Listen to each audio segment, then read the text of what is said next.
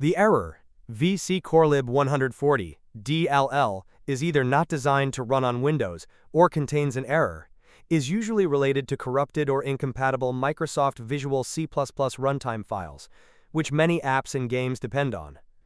Here are the solutions for this error. First, open the link that you'll find in the description of this video. Download the x86 installer. Download the x64 installer. Double-click the x86 installer. Accept the terms and press Install. Press Yes.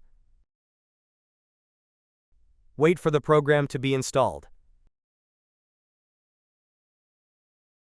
Press Close.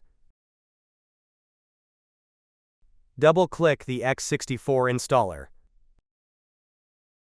Accept the terms and press Install.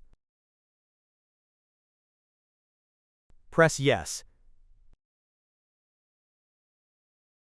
Wait for the program to be installed.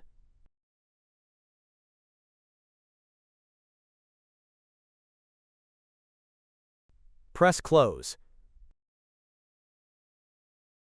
Now restart your PC to apply the changes.